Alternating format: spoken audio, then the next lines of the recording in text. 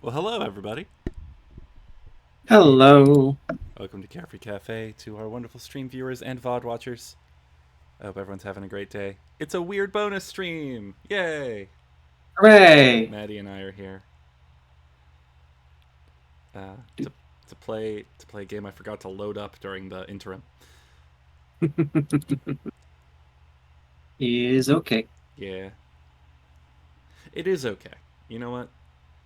It's this is an especially chill stream, and I completely forgot to change the stream information.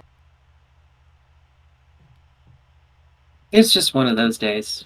It's just one of those days. Yeah, hang on, let me. Actually, I can change the stream information right here in OBS. Stream info. Yeah, I learned I can do this. I can just, like, have the chat and stuff in, hmm in OBS. Oh. Hmm. That doesn't sound great. Do. So, just so we know, and unless you have changed ideas, we should be streaming the Spyro, like the remastered trilogy. Yes. Not entirely sure what its official name is, but yeah. It is the Yeah. Spyro Reignited Trilogy. Reignited. I knew it was one of those rewords. Yep. Alright, let me. Spyro the Dragon. Spyro, you're the dragon? Which Spyro do we want to play? I'll let that be up to you. You know that I've only played the third one. That's true. Okay. So. Let me just save so that people know what we're doing. People don't come in thinking, oh, what a Stardew Valley stream. What's this? This isn't Stardew Valley at all. There are entirely too many dragons here, which is something I don't usually say about things. Yeah. In fact, let's show the people the game. It's still trying to stream Stardew Valley even my computer's like, what? Isn't this Stardew Valley? What's going on? Yeah. Whoop. Heyo. Ayo. Okay. Well, I do see Spyro reignited there. Perfect. All right. Now let me just give it a little stream to you so you can hear the music and stuff. There we go. Okay, so at least Discord recognizes that Spyro the Dragon is in fact a video game. Good. Very glad. Yeah, there we go. It's locked.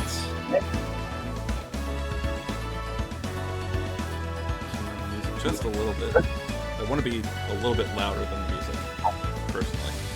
Mm-hmm. Okay. So you have Rather brave of you. Well, I would like people to hear me. They do tend to come to streams for the streamers, typically. Yeah. True. Okay. Not enough. We got all three we could play. I want to play. I don't know. You've only played the third one, you said. Yeah. And I basically finished it, and I have enjoyed rewatching it in the remastered version, so I wouldn't be against doing that. But just all cards on the table, I suppose. Yeah, why not? Let's do it. New plot an evil plot. An evil plot. A new evil Yeah. plot. Oop. I think I'm getting some echo from you. All right, I can fix that. Give me a second. Mm-hmm. So let me change my light here because I am positively glowing. And my headphones are now on. Good. For some reason, I'm not getting any sound at all suddenly. I'm not either. Oh, Now I I can am. hear that sound. Weird. Interesting. Oh, is it just gonna be Strange. Is it just gonna be weird about the cutscenes? It It's is. being weird about the cutscenes. That's fine. We're here for the game. We're not here for the story. I have noticed that sometimes when streaming, games get very like the cutscenes in games get weird. Like that was a problem when we were playing Season. Was that it just like wouldn't play the cutscenes? But it sounds like we have everything. I hear music. I hear sound effects. Yeah. And take a look at that. Oh, flower close up. Daisy jump scare. Excellent. Wow. As you've been doing that, I have been getting a bevy of bookmarks so that I have all in one place, all the places I'm going to be listing my book. Oh, rad. And where? So I can keep them all straight. Where, pray tell, can our lovely audience find your books? Well, I'm actually deciding not to list with Amazon. Okay. At least not immediately. I think I might wait a month or two just because... just out of pure spite. But there are a number of places I'll be publishing direct. I'll be publishing direct with Kobo, with Barnes & Noble Press, and Google Play Books.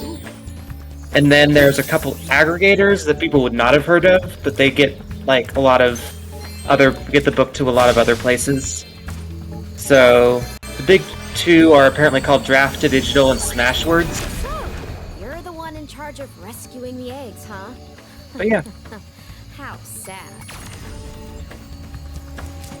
I will also, and I've been thinking about this for a while, so I definitely want to do this. I also want to list just directly on itch.io, which is primarily a site where you can get like very indie games. Yes, that is what I. But I can bundle whatever I want into it. So what I want to do with itch.io is bundle both the EPUB file and a PDF file that I lay out myself. So you can get all of the fancy stuff in the PDF, including all the fonts I chose. So you can gawk at all of the terrible font choices I made. That's some cool behind the scenes.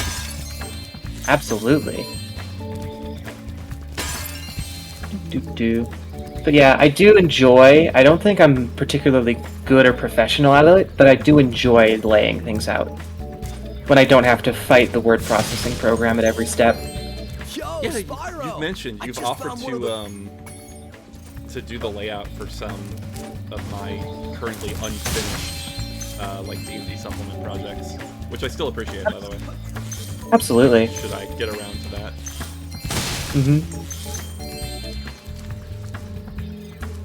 I have decided I'm mainly going to be using word processors to lay out because, like, I think obviously stuff like Adobe InDesign is more technically powerful and you have more control over what's on the page, but it's also more work.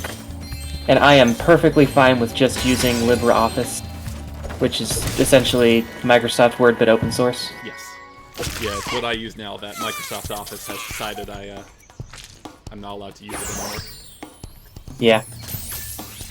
And it works perfectly fine. It's just very weird in some very particular ways. Oh, I'm so glowy. Oh. Someday I'll fix my lighting. Yeah. Right now I can be a glowy angel, that's fine. My true form revealed. Yeah. Yeah. And that's an excellent skill to have, especially if you're self-publishing. It's something that one would not want to expect published authors to do, Okay. but I see an egg. if you can do it, it saves you the time to like pay someone to do it for you.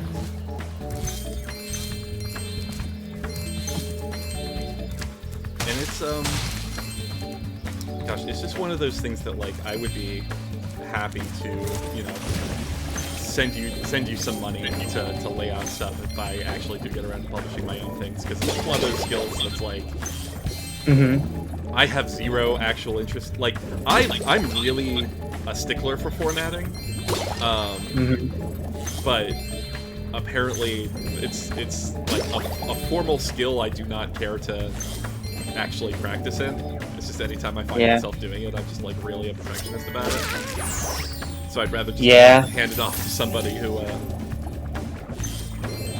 can feel, you know, somebody who's got more skills in it than I do.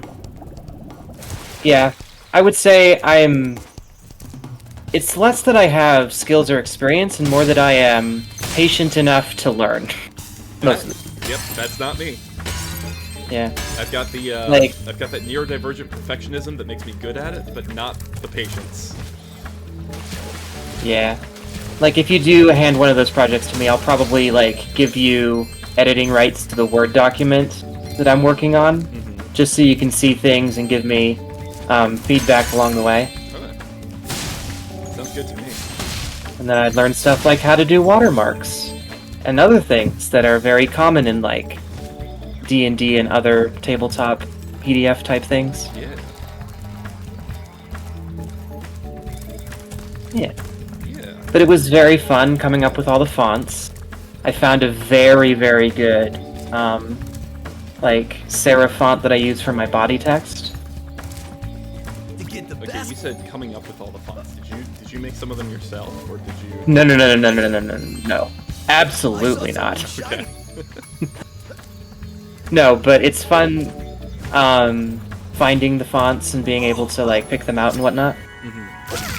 Because, like, there are plenty of fonts that you have to pay things for, you know, to get a license, but there are so many that are just released for free, Yeah. for commercial use specifically. And that means that I can bundle them into the PDF, and people can be like, hey, that looks cool. And it doesn't default to some crappy font on the system. Yeah. Do. Ba-da-ba-ba. There was so much. There was so much disappointment this year when on the Spyro the Dragon fan community, because you know this year is the 25th anniversary, Oh yeah. and there were like there's a lot of little hints as to perhaps a Spyro 4, and absolutely nothing has come of it. Not during the anniversary, not at the Game Awards. Damn. Yeah.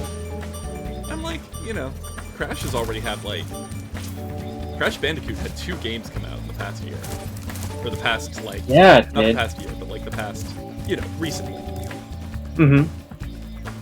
Yeah. Spyro's only gotten Spyro The got to remastered trilogy. make the remastered trilogy and got to make a cameo in one of those Spyro games. Or one of those Crash games. Or Crash games, yeah. Yeah, Spyro Yeah.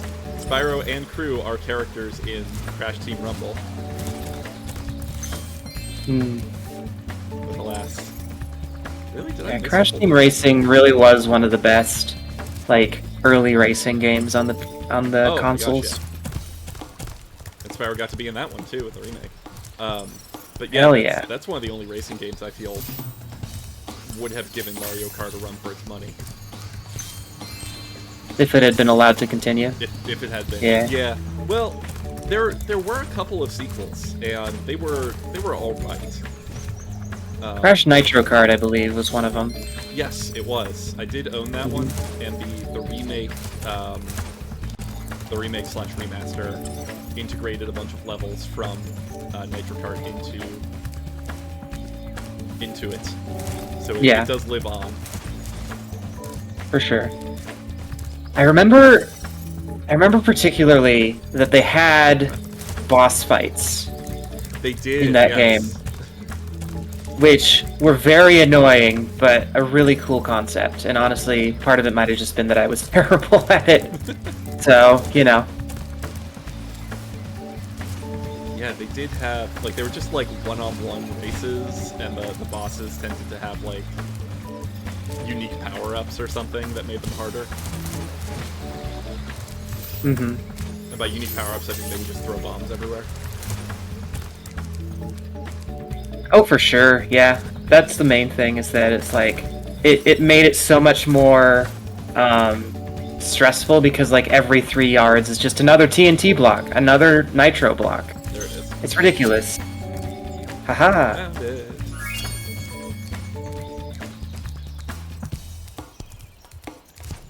Yeah, I did. Is this- Huh? Sorry, is this just muscle memory for you at this point? Basically, yeah. This is one of the only games I've actually gone out of my way to get all the achievements for. It's such a comfort game for me, you know? Mm-hmm. Like, not Spyro 3 specifically, but the original Spyro trilogy is just something that I can go back to whenever I'm having a bad day and just always enjoy. Yeah. Yeah. And I like Reignite because I really love the what the art team did with it, you know? Like, they came up with a lot of very cool stuff. They really expanded on the environments. There's a couple of things that I wish they'd had more time. Like, this level in particular was one of my favorites in the original, and it just sort of turned into a bunch of rocks. I'm not a fan of that, but like, if you go back through Spyro 1 and Spyro 2, the remakes, they're on point. Yeah. Yeah, you were saying that this Spyro 3 did feel kind of rushed. Yeah. Rhinox I mean, have look at shut these down guys. our Fair cloud enough. generator, and I may never see a rainbow again. I mean, they look fine. I think that's the main thing, is that, like, Spyro 3 looks fine. Yeah. These, though, the one thing... Like, these were billows in the original one, and now they're just, like, these, like, platform things, which makes a lot less sense. Because the whole idea of this is a weather factory, right? Like, they're using the bellows Yeah. to, like, pump air places, With my make wings. weather. But, yeah. I mostly criticize this level because it was one of my favorites. I try very hard not to...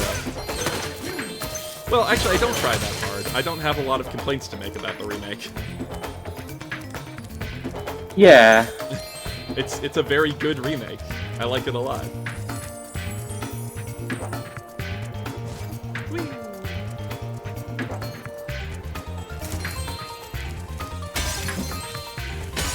Also, I love the idea of a weather factory. Like, I know that's just like a pun, like a kind of a joke on some people call nuclear power plants weather factories. Mm-hmm. But I would really like to integrate into, like, I don't know, maybe a story I write or a D&D adventure sometimes, just, like, going to a literal weather factory. I think it's a really charming idea. Mm-hmm. For sure. Yeah, it's a nice, it's a nice corner of, like campy high fantasy like this. Yeah.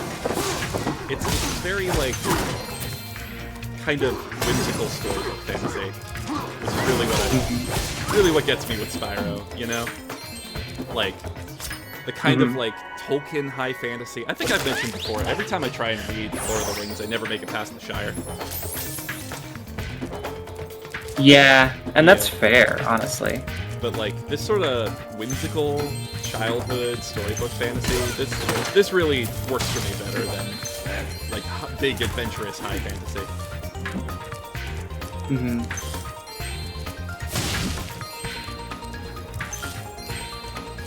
Let's see. And this... Probably why I didn't play a lot of Skyrim. Yeah. Yeah. Well, if it isn't my That is favorite fair. They're like, Oh, yeah. I kind of want to. Like, I never played a lot of Skyrim. I played, like, a couple of hours of it. And there's part of me that wants to go back and just, like, see it. As a person who never really got into the type of it, never really played it. Like, I want to know what my experiences with it are. Remember, And also, we were making that like half joke about doing a stream where we play Nasty North going straight into Spyro. Yeah, you've been saying you've been wanting to do that for a while. Yeah, a couple of months. I think that might be a fun thing to do.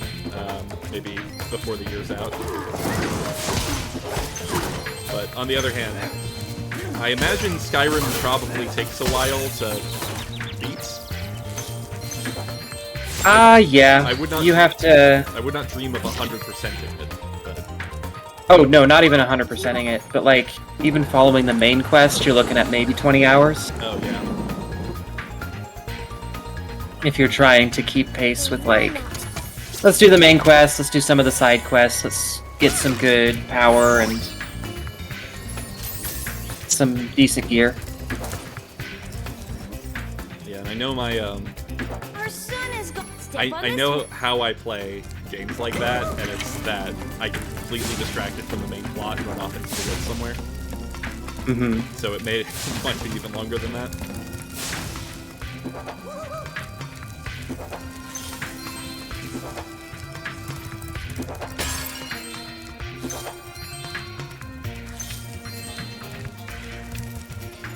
Because I did play Oblivion. I never beat the plot of Oblivion because I kept getting distracted and running off into the woods. But I did play it for, you know, a good amount of hours. Never played Morrowind. I played through almost all of Morrowind. It was a really good time, but it's definitely a game from, what, 2003? Something like that, yeah. Yeah. It's... The weird thing is that, like, obviously, like, with Oblivion and with Skyrim, like, the amount of damage you deal is based on stats, but, like, being able to hit something is just based on, like, a hitbox. Okay. And it's not a good hitbox, but it's a hitbox. Whereas in Morrowind, it was also kind of stat-based. So if you had, like, really shitty, like, two-handed weapon stuff, like, you'd be wailing on this guy for, like, minutes at a time. Yeah, so, like, it's janky as all fuck, but... Reminds me of playing Neverwinter Nights back in high school. Oh my goodness. I played, like, 3 hours of that? I played the whole thing. I probably didn't, like, I didn't 100% it, but I, you know, played through the whole story of both the base game and the, like, really big Underdark expansion pack. Oh, yeah? Yeah. I'm told some of the expansions to that game, like, the main game wasn't that good, but, like, some of the expansions were incredible. Oh, Hordes of the Underdark. Here, There was a, I think there was an expansion called Kingmaker. Think it might actually. be I don't a think I dub, played though. that one. But Hordes of the Underdark was itself like a bigger campaign than the original, and it starts you at like level 15 and it goes up to epic levels. Mm-hmm. And that one's really good. That one's a whole like, you have to go through not the Tomb of Horrors. What's it called? The maze of the Mad Mage underneath Waterdeep. It's like a really big Yeah. but I can't remember what it's called. Oh, Undermountain, sorry. Undermountain, yeah. Okay, so you have to go through Undermountain, and then you drop through the bottom of Undermountain into the Underdark, where there's like the Drow are having a shadow war,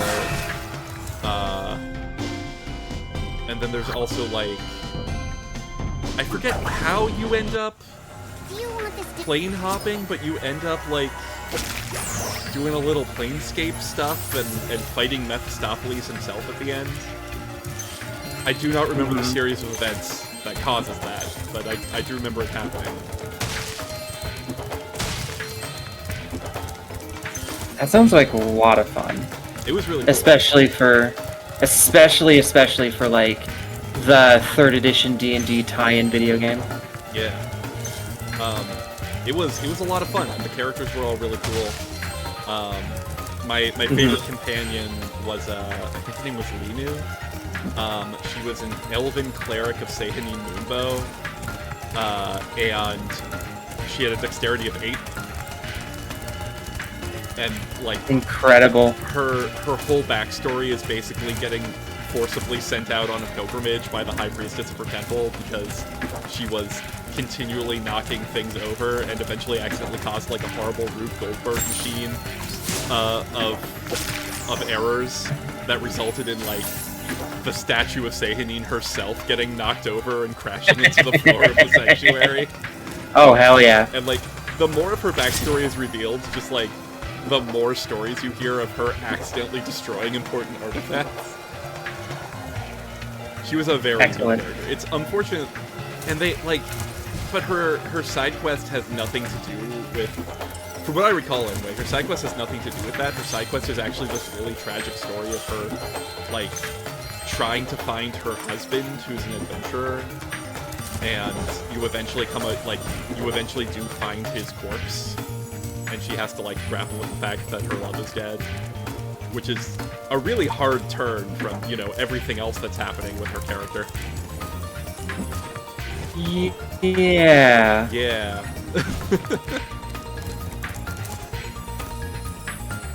But it's good, though. It's good. I'm a big fan. Maybe I should... I wonder if I still have Neverwinter Nights somewhere. I doubt I could install it, like... from the disc on a modern computer. But yeah, okay, so this conversation started because I have distinct memories of playing a fighter in that game, and it uses the the D20 system. It's just like a straight adaptation of the 3rd edition D20 system. So your characters are making attack rolls. Like, it's not based on hitbox or anything. You just sort of get into range and hope luck works out for you.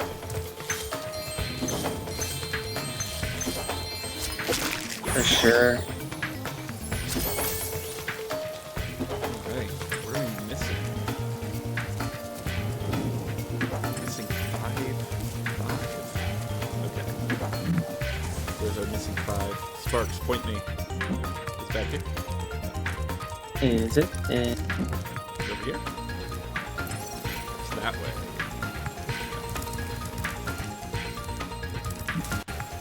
I love the Sparks radar, it's so useful.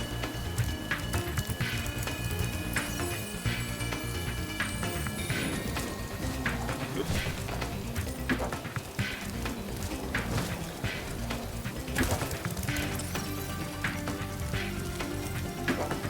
Oh, there it is. Ta-da! Alright, now we can free Sheila the kangaroo.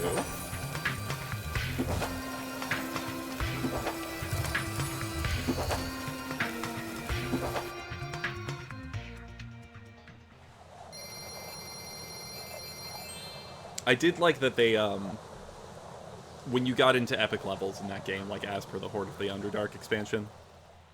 Oh, hi, Stella. Thank you. Hello! That's what I was forgetting. I was going to tell Stella that we were streaming. But apparently, you're here already. Thank you. These are Amazing. very cool sunglasses. The only cooler sunglasses is that in the Switch version of the game, and exclusive to the Switch version of the game, for reasons I do not understand, Spyro has Pride glasses. He gets a full set of rainbow Spyro. Pride sunglasses. I'm getting paid a fortune to keep... And I'm not allowed to have them. I hope you appreciate this favor I'm doing in letting you out. Oh, this cutscene That's is good of you, working. mate. No hard feelings, eh? Right. Interesting. After all, I'm just doing my job. Yeah.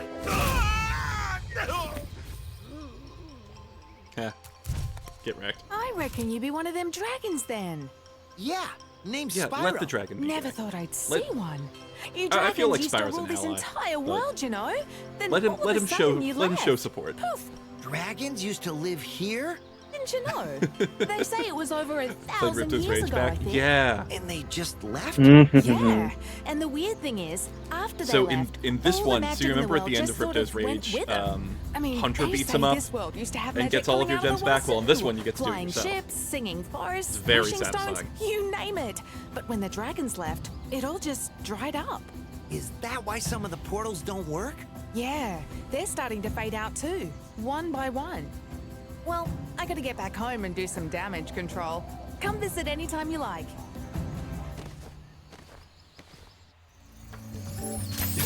Direct action. Yep. For sure. You know, I gotta say, I like Sheila the Kangaroo's redesign, but I do understand all of the jokes people make about her looking like a centaur. They did some weird things to her anatomy. Mm-hmm.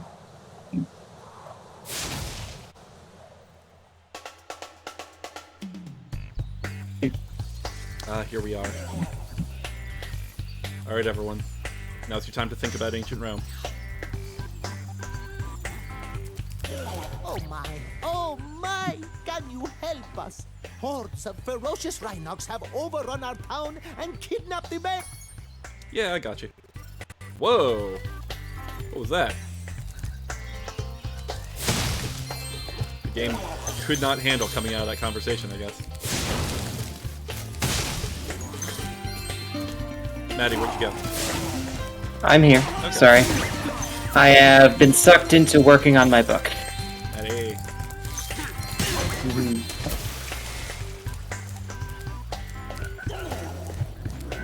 Boo. So you gotta appreciate the Roman Empire here. I think of the Roman Empire every 5 minutes. I No, I like it. This is one of the levels with the skateboarding. Ooh, You know, just like the Roman Empire. incredible. I'm glad that they're very, historically accurate in their presentation. Oh yeah. You know, I will say, I try and think about the Roman Empire as little as possible. But as a person who is, I guess in some respects, a medieval scholar, I am forced to think about it against my will once in a while. For sure. This Rhinoc is too big to charge. You'll have to flame him using the attack button. I love his face. Look at that guy. Look at that man. Look at that guy. He's so. That man enjoys his job. He's having a great day. I mean, not anymore, but. I love what they run into each other. Mm-hmm. This whole level is like. I think it's an intentional throwback to some of the stuff in the original Spyro the Dragon. Mm-hmm. He's so stoked to have a big ass drumstick as a weapon. Yeah, I would be too. Oh. Why haven't I had a barbarian who wields a big ass drumstick? What's wrong with me? Hi, Vanessa.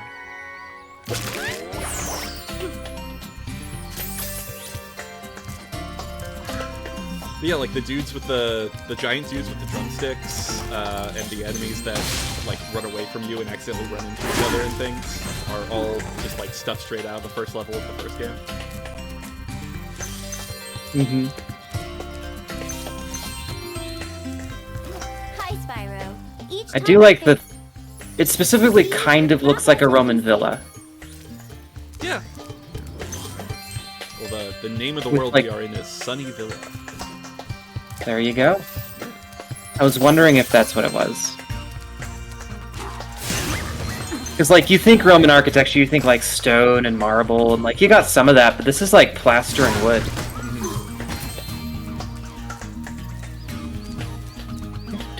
Oh, look at that guy. Let me look at him. Look at that big guy right there. The chicken? The chicken. Oh, hell yeah. I'm here for him. We're gonna... Hey, no, leave him alone. Oh no.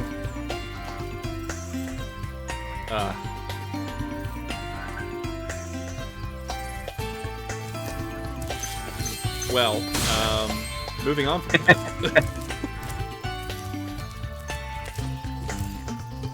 Yeah, it's like... I do appreciate that, like, the walls look like the average Roman's house, not like the Senate. Yeah. Although some of the columns, obviously. Thanks for the help. But I think Yeah, there's some good mix of materials here. You got these big columns and these gateways, especially, obviously more ornate. Yeah, more ornate, more... I'm gonna say this, more World of Warcraft. there's some very clear World of Warcraft inspiration in the Reignited artists. Mm-hmm. If you want to do campy high fantasy, like, that's the way to do it. Oh yeah. I don't know if Like, you can either be World of Warcraft or you can be Final Fantasy XIV. I don't make the rules. True.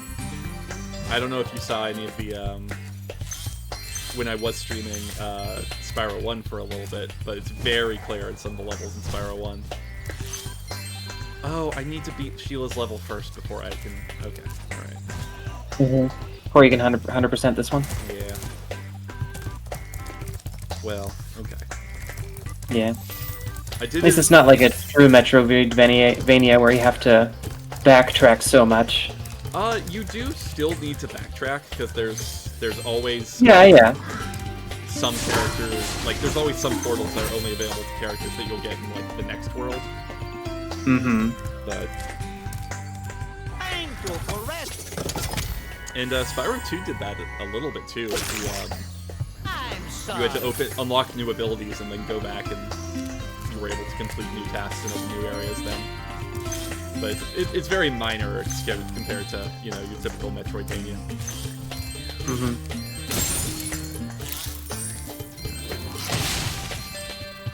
Alright, time to go skateboarding. Woo! Oh, hell yeah. I found this gladi. I bet you can't. Yeah, I'll catch all 15 lizards, you can't stop me. Woohoo! Yeah, I remember this one. This was not my favorite skateboarding level. That's probably the second one, but it still was a very good one. Oh, the Enchanted Towers one is a lot more fun. Mm-hmm. Yeah, this one's just like getting me used to the idea. Mm-hmm. then It's you the have- tutorial one. Yeah.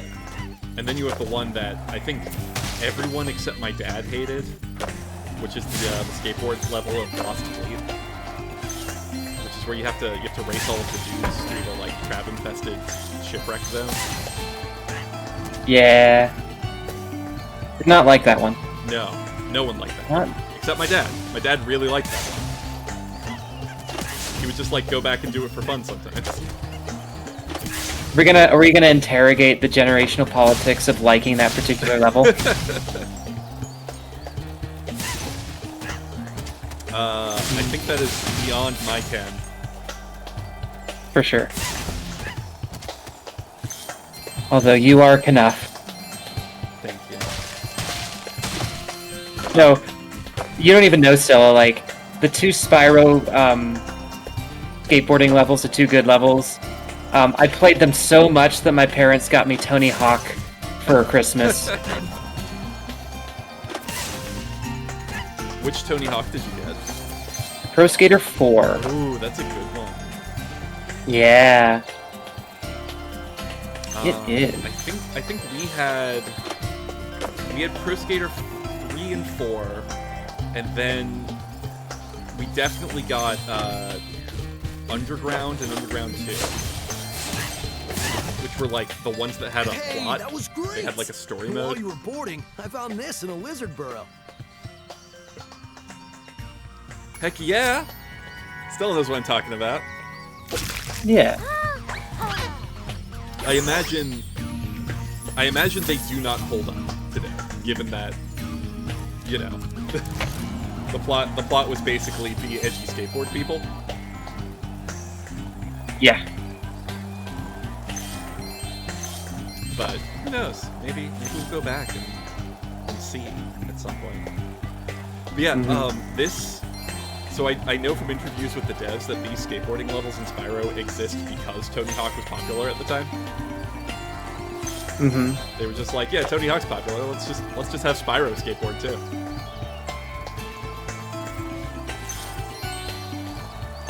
Hell yeah. Where are the gems? I'm not gonna be able to get all the gems because I need Sheila. But I can get whatever.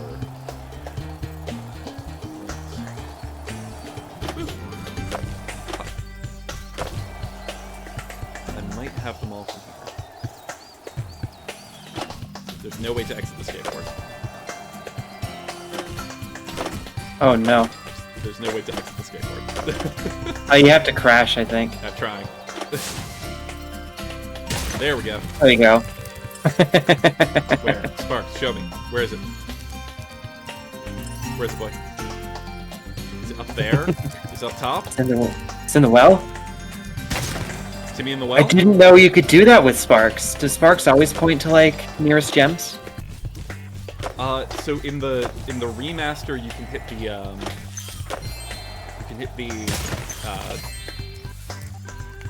this, whatever this is called, joystick. He'll do Oh, it. like R3 or something? Yeah, he'll do it in all three of the games. In Spyro 2, in the original Spyro 2, you could do it by like hitting all of the shoulder buttons, and then he'd point for it. And then in the original Spyro 3, you had to unlock the ability. It was like one of the benefits of completing the Sparks levels. But they just gave it to you as a basic ability, so you get literally nothing from that level now.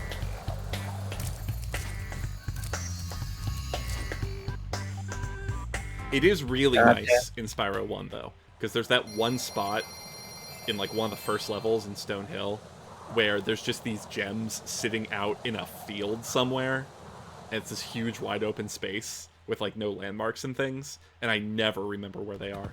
So it's just really nice to have. Oh. The romance arc begins.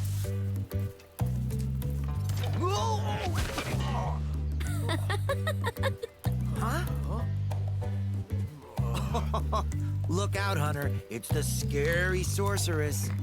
I've warned you already. This place isn't safe for small dragons and pussycats. Huh? Thanks, but I think we can look after ourselves.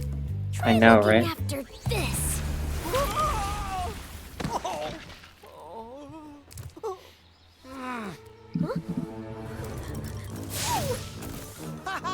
Come back when you finish witch school, okay?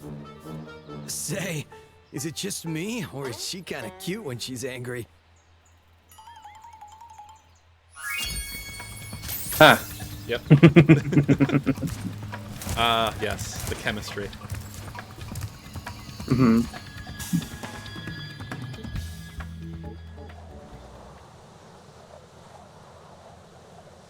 Okay, so now we have to finish Sheila's level, because then we can actually go finish the other ones. Thanks again, Spyro. Yeah. Now I have to find out what that nasty sorceress has done to my home while I was locked up. Hiya, Sheila. While you were gone, a bunch of Rhinox kicked us out of our houses. It's okay, though.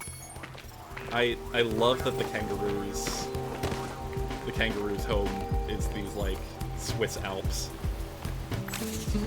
Mm-hmm.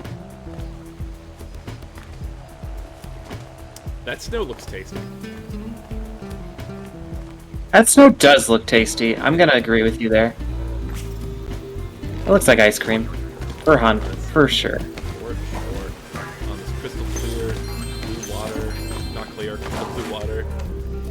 That's confectioner's snow. Oh, and these trees, I wanna make these trees as a confectioner. Look at these. Oh my god. Right? I'm not convinced they aren't already. Yeah, don't you just want to eat them? Yes. I'm gonna ask Tiana if we can. Oh, there's blue-footed boobies. Well, look at this little guy. Is he okay? He looks like he's been through a lot. He's got a lot going on right now. He is unwell. Yeah. I got the timing right. There we go. Hey, Billy. Oh, much. Thanks, please. Thank you.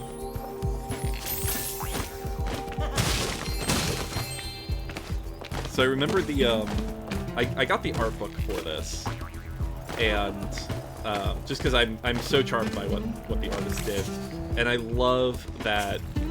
Apparently they had like a sit down meeting at one point with the art director, and the art director was just like, whatever you do with the redesigns, just add more wonk, just make it wonkier. I love it, yeah. Yeah, and that's why you have like these Dr. Seuss trees, and if you look at the You could see like the kind of crescenty curve. Things are a little off kilter on the house up here. Yeah, like the window is off center. Yeah, absolutely. Just like, you know what? That is great art direction. Just add wonk. Needs more wonk. I have a fever. The only cure is more wonk.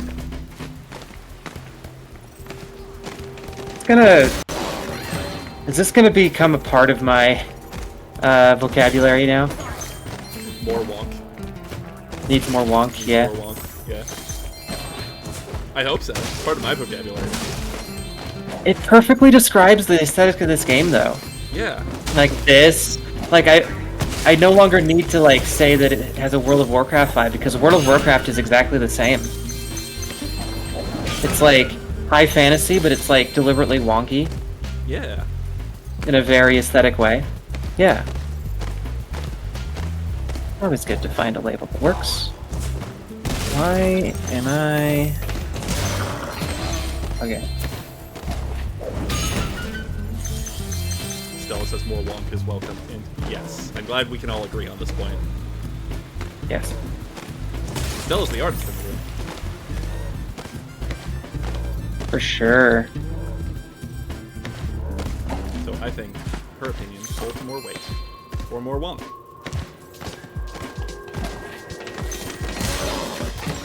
Oh, okay. I love these little mushroom houses.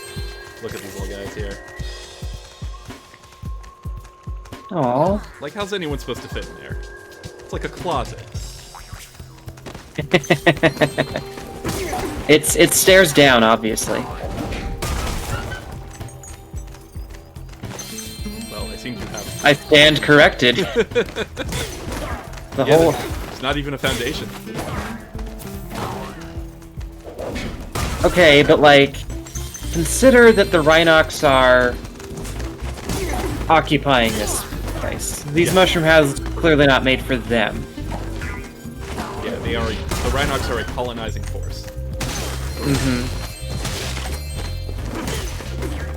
Obviously, they're, you know, they're for meshy people.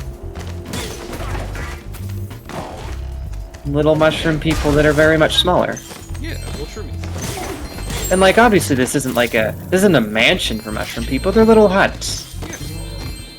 They're there to like, if you're out doing your sheep out in the fields, shepherding. Sorry. That's a word. Please, yeah, please do not phrase it as if you're out doing your sheep in the fields. Yes, thank you. If you're out shepherding, you know, miles from home, you want a little hut so you can, you know, stay the night. And you obviously bring your own food, and Yeah. you just stay the night. You wake up in the morning, you walk back home. Good little shelters for whenever you need to be out here tending to your moose. Yes. Or whatever. Your blue-footed booby herds. Mm-hmm. Just sheeping around. Ha. For sure. If you ever Never forget how these little characters are. Never. Thanks for the help, Sheila. Nan. Hi, Nan.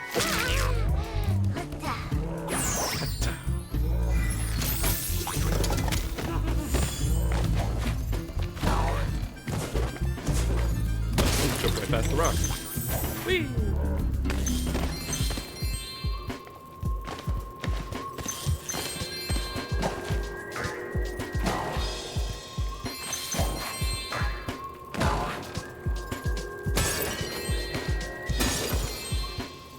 I am a big fan of the way that makes snow a nice look in this level. Mm-hmm. That slight reflection.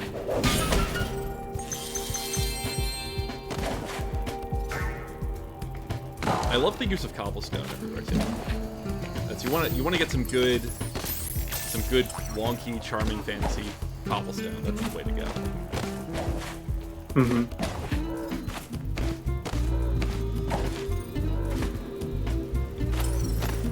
Okay, what am I missing?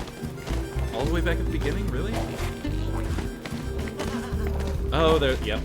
Walked right by him. Always gotta turn around and look behind you when you start a level.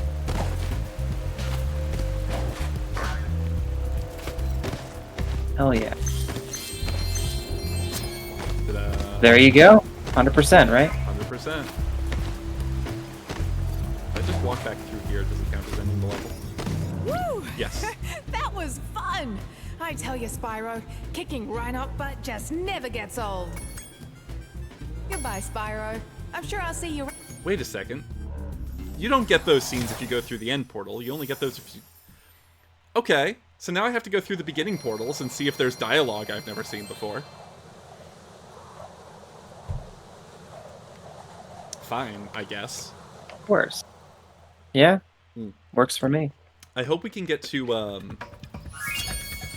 mean, I say I hope we can get to. I could just change save files and we can go play the level, but Enchanted Towers is a very, very fun, very charming level. Hell yeah. I don't know if you remember that one. It's kind of later in the game, where you've got, I like, remember it, yeah. yeah, the fairies and the cat wizards. Mm-hmm. Mm-hmm. And I had the other skateboard level. No, which one am I thinking of? Not Enchanted Towers. Charmed Ridge. Charmed Ridge is the one I'm thinking of. Okay, so then I don't recall that one, actually. Okay, Charmed Ridge is the one with the, it's got, like, fairies who... Supposedly the cat wizard, Azriel, is absconding with, the fairy princess, and the fairies want you to save her. And then when you get to the end, it turns out that they're a loathing. Like, she's totally... Okay, I vaguely remember that. I just can't picture the level in my mind. Okay.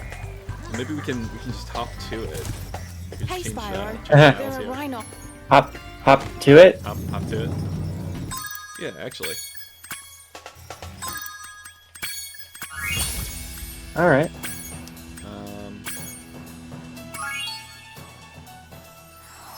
Da, da, da, da, da, da.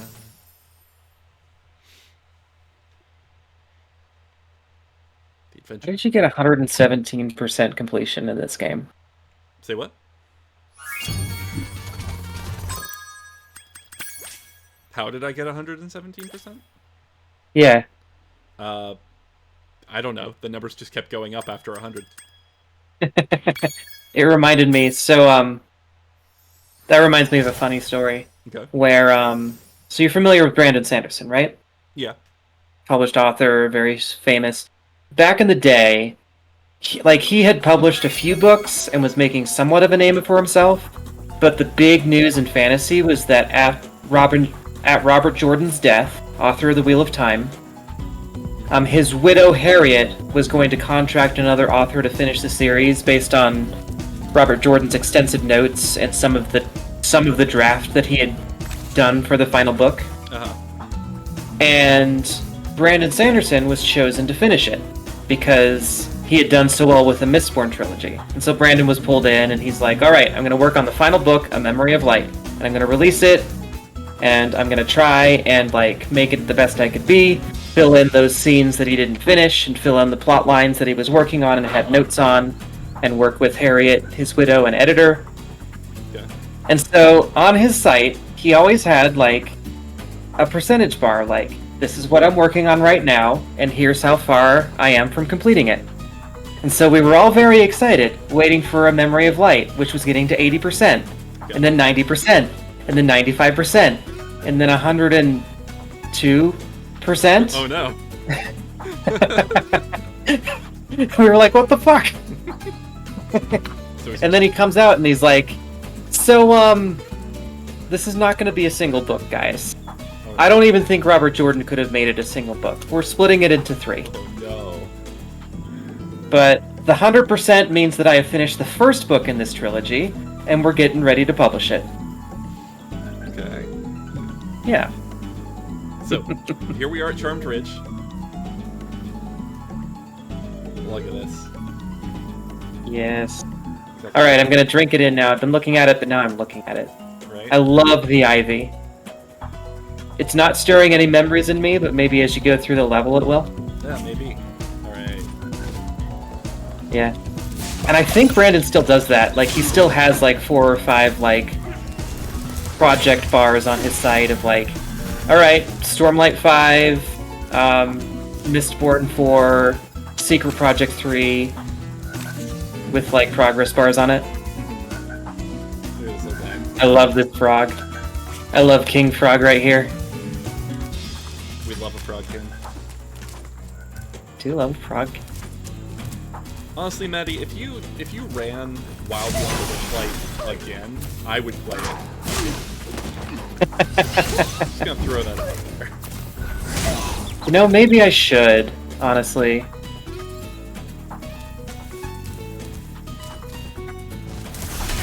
I'm giving that a think, because like Kingmaker has a lot of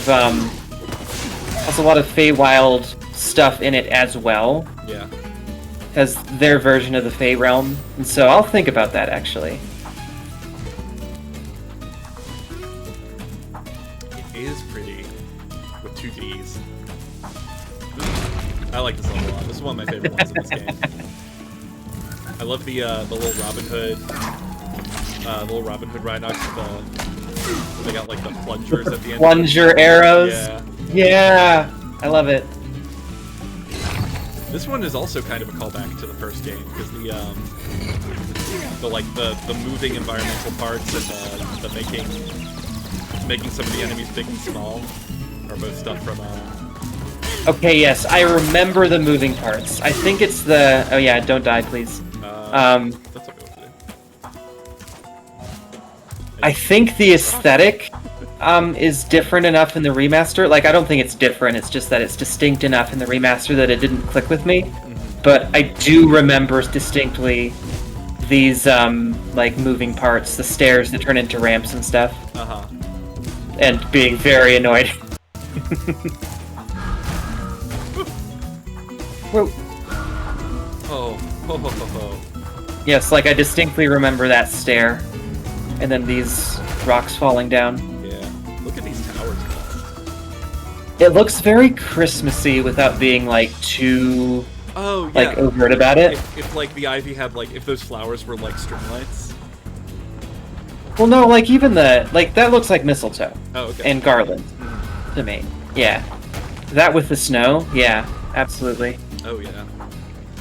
But this is very like, this is how I would picture the Feywild being, right? Like these big wonky towers covered in ivy, windmills that don't do anything, just like floating land mass everywhere. For sure. Hey man, could you stop throwing boulders at me while we're trying to enjoy the landscape? I would really appreciate it. Okay, that's how you beat it, because there's 3 lanes and they only summon 2 out of the 3 each time. Yep. You can break through that tower, right? That's what those cracks mean? Where, here? Yeah. That's just aesthetic. Okay. Yeah. I know there are parts of this game where that is true, though. Yes, yeah, you start to be able to tell which ones are the secret passage cracks and which ones are... I mean, it's good visual design to be like, oh, okay, these have a lot more contrast in their design, and so it looks more distinct and catches your eye. Ooh, I need frog. Need frog. You need frog. Frog required. Yeah. Yeah, I also feel like if you ran Witchlight again, I would be much more in the headspace to really enjoy it. I did really enjoy it the first time, but I feel like I was playing a character that wasn't like... I wasn't sure what I was doing with him. Right. That's the main thing I got from him. Because especially like when you were like meeting your dad. Yeah. Yeah, that's fair. Yeah. I'll definitely think about it. Okay. It might, and don't spread this around, it might tie into the Kingmaker campaign if I do. Okay. I will tell no one. So. You hear that, Okay. Internet? Don't tell anyone. Gosh. Ah! He looks so pleased. Maybe I can just go around. There we go. But yeah, I do like this aesthetic. Oh, I love these little... Like, what are these? I give it like it's like in the B tier list of level aesthetics in this game. Should we start up a big tier list on tierlistmaker.com? Spyro level aesthetics? We should do it, but like I don't know the levels by heart aesthetically as you do, so maybe have like a stream open to the game as you're playing it. So I'm playing it in one window and we're judging the aesthetics in the other. Yeah, and it's like you're doing like a tour. You're like, okay, here's the major things for this level, and then you have like a panel of judges, of which you are definitely one of the judges. I like that. Troy and I were talking about doing like an architectural tour of Spyro the Dragon at some point anyway, so we could combine these together. We could absolutely do that, yeah. Yeah, I like that a lot. So you have like a... Because you do have a 100% save file for this. I do, so we could just go through level by level. Mm-hmm. I don't know, Stella, what do you think? Where on the tier list is the aesthetic for this level? Yeah, I'm definitely thinking like mid-B. I put it higher than that. I really like the aesthetic for this level. Mm-hmm. Maybe not like S tier, but A tier for me, for sure. Yeah. Each their own. I think there just aren't enough distinctive elements to put it up into A tier for me. Like the ivy on the towers, the stonework is all good, but I've seen it done better in Spyro Trilogy. Okay. Yeah. All right. Let me get to the one that you remember with the skateboarding. Yeah, Enchanted I would. Towers. Without seeing it, I'd guess Enchanted Towers is also probably mid B. Like for it to hit A tier, it's like it has to have some like a lot of like fun elements in it, you know, as part of the aesthetic. So this probably looks wildly different from the version you remember on the PS1. I wonder if we could get like an emulated version of the PS1 and do a comparison stream. Oh, I have one. Of course you do. Yeah, amazing. I'm honestly waiting for because I 100%ed the first Spyro, the original one, not the remake, with a friend, and I'm just waiting for him to have time to do the second one. Mm-hmm. I distinctly remember the music to this level. Yeah. How could I not? Because I've spent hours in the skateboard level. Oh, and the tile set. The tile set's pretty good. For like these floors. Yeah. Yeah, the blue, white, and yellow. I love the construction worker enemies. I'd say this is high B, low A for me because this looks more distinctly magical. Than compared to the last one. Charmed Ridge? Yeah. Yeah, well this one's just like a bunch of like mountain peaks floating out of the mist with all these big spirally towers on them. Mm-hmm. Yeah, definitely not S tier. I'm not even sure I would go low A tier for this, but I could be convinced. But higher than Charmed Ridge? Yeah. Well, that's the thing of it, is that like most all of the stages in Spyro have really good aesthetic. Mm-hmm. So I think we need to be discerning to be like, oh, even if it's in C tier, it's a good aesthetic, right? Mm-hmm. Do we want to raise our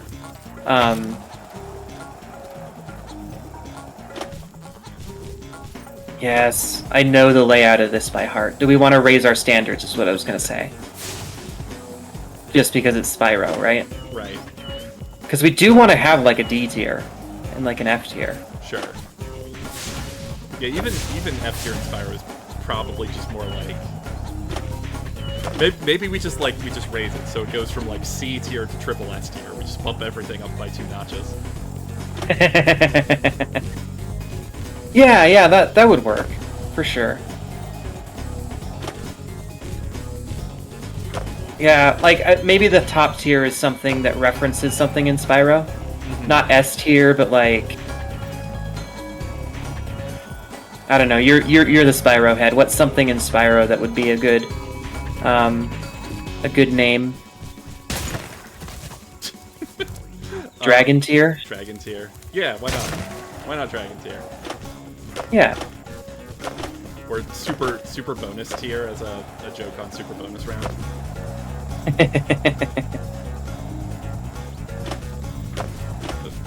And we could do like one stream per game.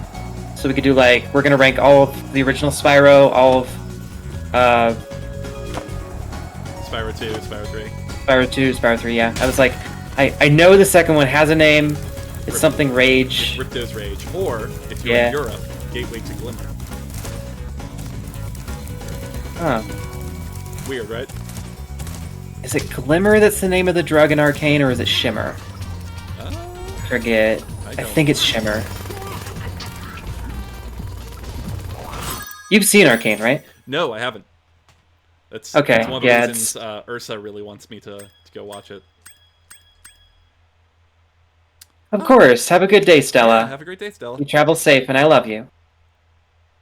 Me too. But, like, in a different way. In a platonic way. Or is it? That works. Bye. Bye. I'll tell you, one of my favorite levels Have a good one. in Spyro 3 is the one we're going to go to right now. Just if we're touring around and talk about the aesthetics a bit. This one really hits me right. Yeah. Yeah, Spooky Swamp. Spooky Swamp is easy A tier for me. I could be convinced to do S tier. Is that an eye in that little inner door? No, that's just a window. Well, I was like, if that's literally an eye, then I would make this S tier. It's a window shaped like an eye. Yeah, it's not the same. Okay, that's fair. Okay, but yeah, look, you got these like beautiful. You got this like beautiful dark swamp. All these blues and greens that are just cut through by the yellow lights. You've got these lotuses sticking out of the water and all the cattails. You got this really wonky castle right in the middle where you can see it. And these houses that are actually tea lanterns. Okay, yes, that bumps it up to S tier for me, Right. 100%. See, I played Spyro when I was very young, and I didn't really have an aesthetic appreciation of things, right? And so I was mostly in Spyro for like, alright, I gotta kill all the bad guys and get all the eggs, I guess. See, for me... But yeah, looking back on it, it was like, yeah, I did not, appreciate this for what it was. Well, I really... One of the reasons I liked the remake actually more than the original, or at least just coming back to it as a comfort thing, is that I played Spyro for it really scratched this like exploration itch for me. Also, look at this one, it's just hanging from the tree. Look at that. I love it. Hell yeah. It really scratched this like exploration itch for me. And that's something that like I would always do, even still do today. I just like getting out of the house and just walking down a road I've never been down before just to see what's down there. And I think I focused a lot on the environments in Spyro and the levels because for me it was just like the appeal was wandering around all of these new and interesting worlds and finding things. Yeah, and like even today I don't play video games that way. I tend to be very goal-oriented going through video games. Like, Tears of the Kingdom, I maybe spent 60 hours in. Like, I was not out there making tanks or, like, playing around. That is an eye, actually. Yeah, it's moving. I will say that counts as an eye. Look at the pupil. It's moving. Is it, though? I'm gonna look at the stream. See? I don't think it... It might be too subtle for me to see. Really? Okay. For the frame rate. I'm not sure. Okay. Like it kind of looks like it's as you're moving the camera, it kind of looks like it's narrowing the people. But I'm not sure if that's the motion blur or not. Maybe. Well, it gives the illusion, at least. Oh, for sure. Yeah. Speaking of illusions, I love the illusion of this castle. Like, so if you look up at it, it looks like it goes up really high, right? Like it narrows so much that it creates this really, the perspective makes it look like it goes up like way, way above you. But if you actually look at it... perspective, yeah. Yeah, but if you actually look at it from far away, you could see it actually just like, it just narrows really quickly. It's very squat, yeah. Yeah, so it creates this perspective trick that I really like. What I like doing on that vein is looking up like those channels that talk about the design of different theme parks, particularly Disney, because Disney theme parks like have a lot of really clever design. Particularly, I'm thinking of like the forced perspective on like Sleeping Beauty's castle type thing. Yeah. And stuff like that to make it feel like you're in like a magical kingdom, you know? Yeah. They have it's a space that they have complete control over architecturally, and so it's like they can do stuff with the sight lines, they can do stuff with the actual space, they can hide like lines for different rides that you go through. And obviously, as you're going through the line, like part of it is like you're in a space where it's like this looks like the inside of a haunted mansion. Like part of the haunted mansion is you're waiting in the line, right? Right. And it looks cool. Well, I know part of the so you know I have a city planning background. I just bring that up for the benefit of the viewers. Yeah. As you know, your father the king. Come back to that. Yeah. Sorry, I got a text from work. Yeah, Damn. Whatever. I'm not at work right now. There's quite a few city planners, especially through the 20th century, who have wanted to take inspiration from Disney theme parks for real cities.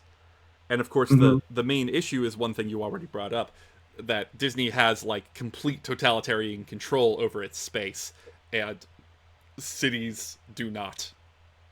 Like, the only reason that those theme parks function with the illusion that they do is because they have that level of control, and that just would not work in a space where like millions of people are going about their daily lives and, you know, have no real investment in maintaining an illusion. Yeah, it's different when you're paying for the theme park and paying to have a particular experience. Yeah. Mm-hmm. But yeah. Speaking of, what time is it now? I have a holiday party. There's a work company holiday party today.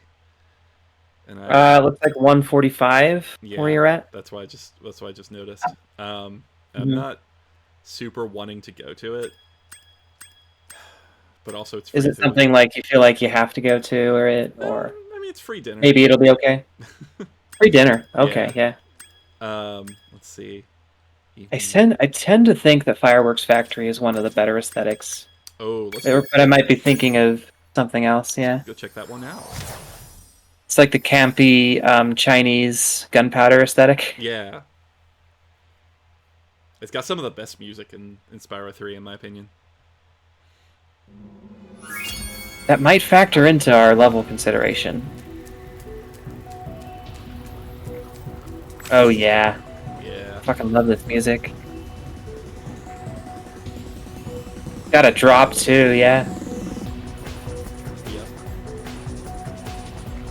Yeah. I seem to remember I think the original game is a lot more orange, and I think they toned that down a bit, gave it more of a nighttime color palette. Well, it's the magma, right? Yes. Yeah, we got a bunch of magma here. I love. I will say I love these lanterns, like in real life. Oh yeah. Well, and obviously I'm not an expert on it, but this looks distinctively Chinese. Like, obviously Japanese aesthetic is related in some ways, but this feels very much not Japanese.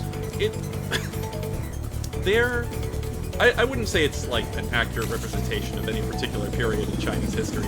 It certainly gives the correct vibe from the point of view of an American who has not been to China. But I am a big fan of Chinese architecture, and it does, you know, it gives the vibe. Although the enemies are ninja, so you know, make it that way you will. Yeah, it's not. Yeah. I don't know. Japan did occupy China for a bit, so maybe you could make an argument. I don't think that's what they're going for. I think they were just like, No. I think they were just like, it's Asian. Yeah, it's not what they were going for. I'm saying you could make an argument. I do like what they did with the fireworks, though. Take a look at this. Yes. Yeah. Okay, I remember that. You would eat a firework and you'd be able to. Yeah. Absolutely. And it's important in this level because the ninjas jump out of your way, That's so much fun. so you'd be able to take them down at range. Yeah, this one, I don't know. I love the night color palette. I feel like the architecture should be a bit more ornate, you know? Like, it's really ornate up top. No, I can but- do that. Yeah. Yeah. Down at the level, it's like, okay, that's a stone wall Yeah. with bricks poking out. The insides are pretty cool. I love the, like, things they have going on here. Mm-hmm. And especially with you being a dragon, like emphasizing the dragon. Yeah, exactly. I don't know what's going on with this hallway, but I like it. I have no idea. Feels like it belongs. I got nothing. Yeah, it feels like it belongs in like an art museum, or like an airport, because airports are doing stuff like this all the time now. There was my trip to Kyoto. I spent 2 days in Kyoto during my 2-year time in Japan. And the final day, when I was getting the bus back to Tokyo overnight, I spent in the Kyoto station. Yeah. And it definitely had like an installation like that. And I think it was gussied up for Christmas because it was like December 28th or something that I was there. So in the main floor, the main like big area, they had a huge Christmas tree and everything. But it was definitely a cool experience and one that I couldn't very accurately catch on camera because it was night and it was like a light installation that isn't easy to catch on film. Especially, a phone camera. Oh yeah, 100%. I went to a light show at what's it called? Hitachi Seaside Park.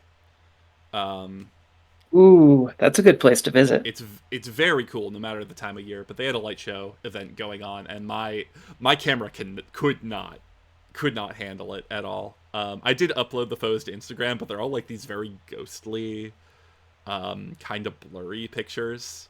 It's like my phone camera has an astigmatism or something. It looks cool. It just does not reflect what I was seeing with my eyes. For sure. Let's see. What else we got in Spyro 3 that we could look at? We could look at some other games, too. We could. Yeah. Ooh, let's look at Haunted Tomb. Okay. I want to judge it, if it's good or not. Alright. It looks like you get higher percentage because you have more gems than the maximum. Yes, yeah, I think that's what the super bonus world. Interesting. Yeah. Oh, it's an Egyptian thing. Okay. Adventurer has come to rob our catacombs. With, Here is my riddle. With dachshund inhabitants for some reason. Yeah, you'd think it would be cats, but I'm glad that they do dogs. It's a choice. Yeah. So we got these big glowy scarabs on the walls. Very cool. I wonder if the hieroglyphs actually say something. It's always cool if it's like they put codes into it or something. Oh yeah. Yeah, I didn't even think about that. Like if you've ever read the Artemis Fowl books. I have not. I had some friends who were big fans, but I didn't end up reading them myself. So the first book has the main character Artemis Fowl deciphering the language of the fairies, which apparently was like a prototype of like Egyptian hieroglyphs and a bunch of other stuff. Okay. And what's cool is they had like the language of the fairies like running along the bottom of the page in the actual physical book, right? Uh-huh. But the thing of it is that, and it wasn't obviously a fleshed out language or anything, it was just a replacement for letters of the English alphabet, Sure. but they did have that. And nowhere, and in the first book, it has like, oh, that is cool, throwing bombs and stuff. Yeah. In the first book, as he's translating it, Artemis has, here is the page in the fairy language, and here's the translated page that I've done. And you could go in and you could be like, okay, so this A is this little symbol, this I is this little symbol. And then you could go in and translate the bottom of the page. And it was like all like clues and hints towards like the plot of the next books. It was really cool. That is Like something that the author himself had written. that is very cool. Yeah, I remember going through and translating it as a kid. It was a lot of fun.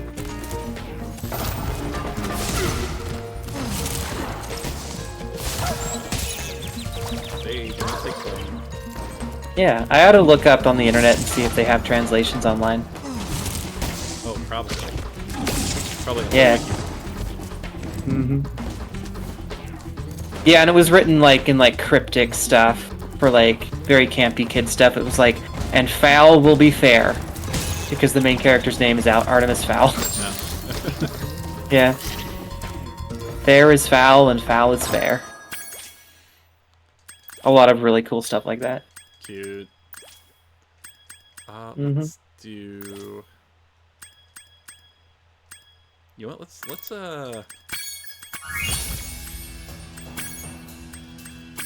Go to some of the earlier ones. let's do Spyro 2. Why not? You never played Spyro 2, right? No, I never played it myself. Right. I've seen you play it sometimes, but not all the way through.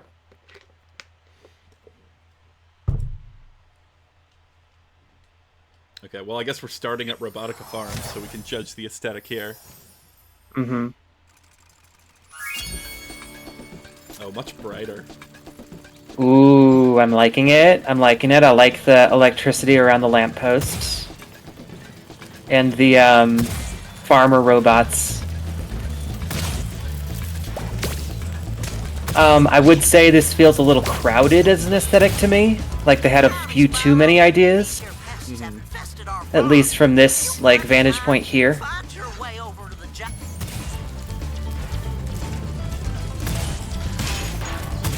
But even if it was a bit crowded, it does feel like an easy A for me. Oh yeah, I love these cyborg farms. I mean, look at the giant Yes. carrots. Mm-hmm. Like, what do they do? Are they growing metal vegetables? Like, apparently. Apparently. But then they have like literal trees, like normal trees and Yeah. normal grass. All right, That's sort of I can like dig it. and normal sheep. They're sort of like Mhm. creeping in almost on the robotic parts of it. Yeah, very like panel and rivet for. Get out of here. Yeah, very panel and rivet for sure. Oops. Yeah, this one's. I think I'd put this one in the A tier. This one's pretty high for me. Mm-hmm. Not quite S, but probably high A. I want to see if I can spot. Actually, there should be one. There should be one over there. Yeah, you see. Giant Oh, metal the pumpkins? Yeah. Yeah, I love that. That green cell looks like a rocket ship. Mm-hmm. I thought that was a rocket ship, actually. Maybe it is a rocket ship. I mean, it's technology. It can have more than one function. That's true. Yeah. This like Like the pipes. Yeah. Like I said, I think it's a bit much. a little Whereas I think something like what was the name of that one? Again, like Charmed something. Charmed Ridge.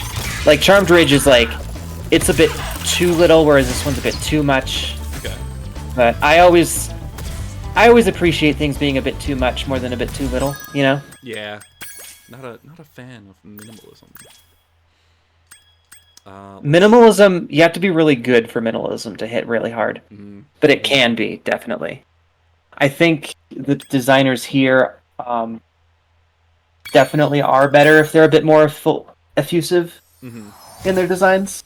Yeah, if you're going for like they're going for this like kind of wonky like we've said a few times, very very lived in kind of feel for a lot of these levels. And I think that's when they go a bit more minimal, it doesn't quite work. Like, it really needs to have some stuff there. Like, okay, first of all, Yeah. this level is one of my favorites. And not just because I love snow levels, but also because I love snow levels. Yes. Like, we start on this, like, beautiful, ornate platform that's surrounded by... Mhm. You see the rocks coming through the plaster. And I don't know how the snow got under Yeah. it, but sure. I could accumulate there. I could see it. Got like a tiki guy. You got like a hot weather balloon. Hot air balloon. Sorry. Hot air balloon. Yeah.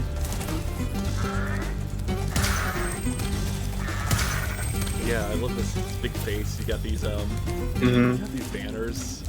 The hockey banners. Oh, the hockey team. Okay, so this is like a collegiate type thing. What's, Is it? I'm still trying to figure out the aesthetic. So- I'm still trying to grok it. Yeah, you might be able to see more here. It's supposed to be like this very Tibetan monk kind of deal. It does have some like this here. You can see how it's like a much wonkier version of like the palace, the Lhasa Palace. Okay. Yeah. But it's one of these things I love about Spyro, where it's just like free association a little bit, because they're like, okay, you got monks, all right, monks living in the mountains are cold. What else is cold? Hockey is cold. They play hockey. Okay. Yeah, I can see it. There are yaks here. There are penguins here. Look at this little emperor penguin guy. You know, yeah, I'm thinking the free association's a bit much for me, actually. I like the hockey. I'm not sure I like the penguins. I don't know. I very much like the hockey statue meditators. Yeah, Has a puck in his hand, for sure. that's just like a nice little subtle deal. Anything help us out here?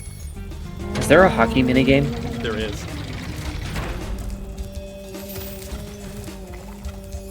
Excellent. Okay, I could be convinced low S. I'm gonna say high A by default. Okay. And then we've got like, I love this much warmer interior space. Mm-hmm. Have like portraits of the monks in different levels, That's so cute, yeah. as well as some concept art from different parts of the process. Oh, interesting. Yeah. Yeah, that looks a little more European. Yeah, you can see some of these, like this painting here is just the Artisan's World from Spyro 1. Oh, okay. Okay, so this wasn't like concept art for this level. No, some of it's just like concept art for the game. But also I like that they put the monks in front of some of it, make it look like selfies. It's very cute. Yeah. Got these big ramps off in the background, don't know what those are for. You never actually go there? Nope, that's just in the background. Maybe there was going to be another... Maybe they were going to do a skateboarding level in this game. Maybe. I know that the artists have said that, like, they had a lot more freedom with whatever goes on beyond the limits of the level because, you know, there was nothing there for the player to interact with. Right. So they could just put whatever they wanted there.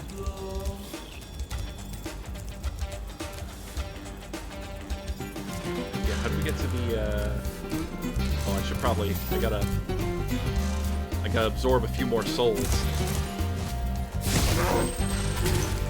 So, alright, I just got an email from work, and it's from the union. And basically they're saying, if you're reading this email and it's already 2024, then yeah, you're doing vacation right.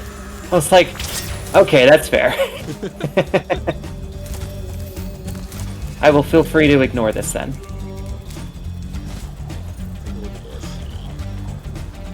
I like this part a lot. The so this is the hockey rink. Oh yeah. You can see just like I love the hot air balloons above with the festival banners on them. For the pennants. Yeah. That's very fun. And, like, it's a little busy, but, like, this is clearly, like, you know, like a festivity space, right? Yeah. Well, yeah, it justifies the busyness. Yeah. Yeah, you got the pennants, and you've got the hot air balloons. Yeah, I like it. I can dig this. Oh, You got the little like people in the stands watching. Yeah. Alright, where else do we want to go? Yeah. I probably want to stay on for maybe 15 minutes more. I'm gonna get lunch and then do some errands today. Yeah, well, when you're ready to go, I can probably get going too, since this is mostly just to cheer me up, essentially.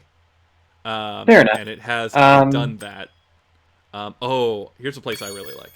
You might disagree, Yeah, but I pick, like this place a lot. pick one of your favorite places. We'll do one more stage. Yeah, we'll come back and do a full stream of, like, get a whole panel of judges and debate Spyro aesthetics. Mm-hmm. Yada yada. Okay. I love the palette, first off. Yes. I love a good, like, cold night, like, blue-green palette. And then automatically, like, the oranges pop immediately. Mm-hmm. And this is another one where they use lava to create these, like, oranges and pinks. So you have this whole center area that's a lot warmer, a lot more dangerous. Yeah. You know who did color theory really well? And it was kind of on the nose for it, but like Grease. Yeah. The game Grease. You could study the color theory in that game. She's very cute. Is this Scottish Highlands? Yes. The cedars that live here could break the stone with their magical songs, but the Earthshapers have encased them in stone too. I could tell the they told the excellent. They told the voice actors, like, alright, we want a Scottish lilt, but we also want it to be highly comprehensible. Thank you for releasing me. There are still some more satyrs trapped in stone. So, like, yeah, this level feels cold, which I think is appropriate. Yeah. And, okay, I like the spikes.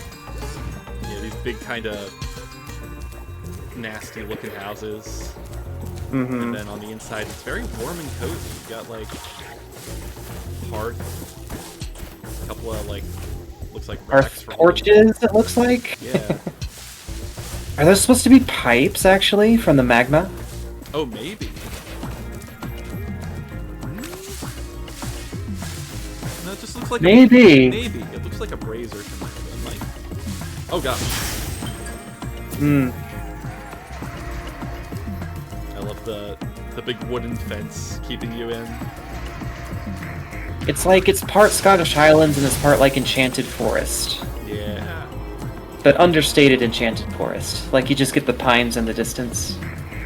Yeah. Oh, and the Rocky Golem guys! Yeah, we can take a closer look at them.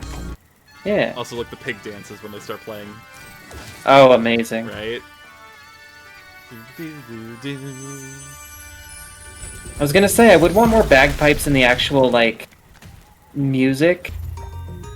But, like, having the bagpipe music be a thing you unlock is also a valid choice. Design-wise.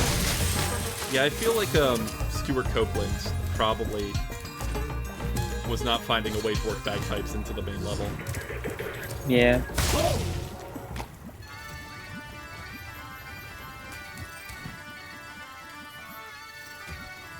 Oh, I mean, look back there when you can see a bit more of the forest. There's like these giant vines or something. Oh, yeah. Sort of looming ominously back there. Yeah, it's very, very ominous. You can see them coming over the fence here. Nice. So the fence here, it's like we're in this little, like, oasis of controlled environment where they live, and then there's just this big, untamed wild out there. Also, With, like, some of the trees have gotten in, yeah. Also, look at this, like, lava canal coming through. Very much heated path. Yeah. Yeah. that. I'd say this is like an October, November. Yeah. Like, this feels like a November level. Because obviously it's not snow yet, right? Right, yeah. But it is like, it's like gloomy, cold. Mm-hmm. You're huddling in for warmth for sure. Yeah. There's like all the lava you want to, like they're using the lava for warmth in a couple of places. Mm-hmm. Which, you know, is, highly advisable. yeah. Let's take a look at this golem guy. Got little flowers growing off the monster's back. Flowers on the back? Yeah, yeah. It reminds me a little bit of the hidden Talos and Breath of the Wild, Tears of the Kingdom. Do you have to push him into the lava to defeat him? Damn. Alright. Trying to get him over there so you can see the animation.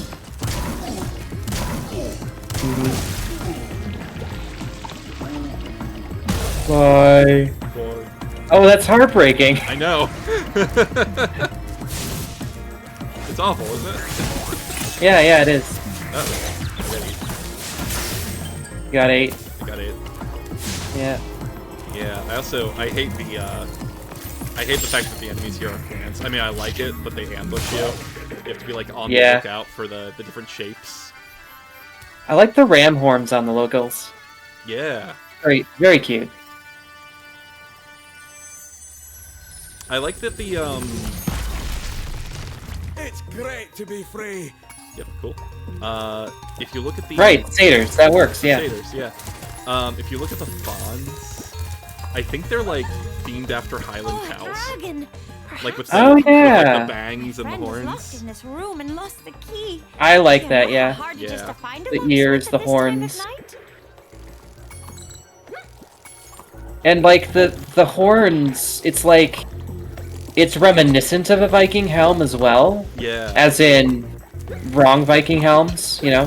Wagner helms. Yes, yeah. Yeah. But like without like actually making them a helm. Yeah, it's really good. This level is like whatever our top tier is, this level is aesthetic is there for me. Dragon tier. Dragon tier. This level is dragon tier for me. Yeah. I'd say low dragon tier, but yeah, definitely.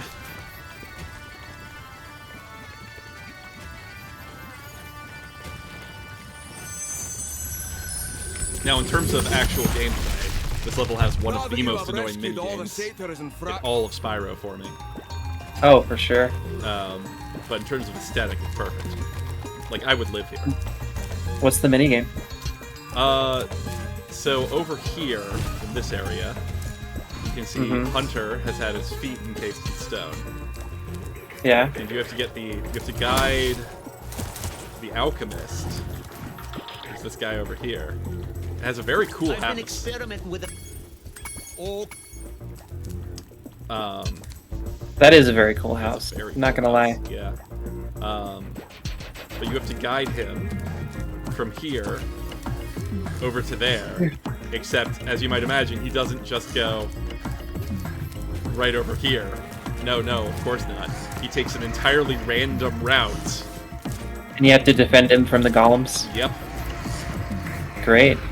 And then, if you decided to do this one the first time you come here, you cannot do the second mission because you need to be able to head bash to do the second mission, and you don't get that one until the next world. So you come back and you have to do it again. Huh. Yeah.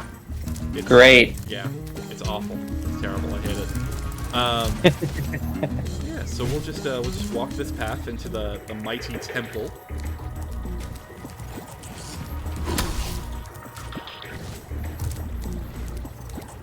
Take a look at the temple here for a second. Mm-hmm. Kind of like a face going, oh! Okay, I can see that, yeah. Yeah. I like like it, though. it's giving a little bit of Stave Church. Just a bit. A little bit. Yeah. I feel like the houses are really meant to be reminiscent of the mountains in the background. Yeah. Yeah, I think they're supposed to be.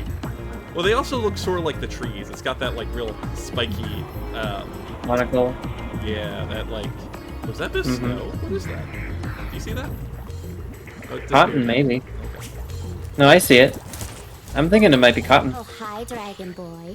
You're probably expecting me to say, you're my hero. Thanks for saving poor helpless little me. Sorry, short stuff. I was only in here because I like the peace and quiet. Anyway, the other fawns wanted me to give it... Oh, a tsundere. Oh my. All right. Well, thank you, Maddie, for being on this fun little bonus stream with me for the entire purpose of cheering me up while I was having a mental health day. Fair enough. I'm happy to help. Yeah. Well, It was fun. I'm glad. I had fun too. I always have fun with Spyro. Well, thank you. Yeah. Thank you to people who watched. Thank you to the VOD watchers, the stream watchers, all of you. We love you. And we will probably see you on Friday, or at least I will. Yeah. Yeah. Have a great day. Have a good time, everybody.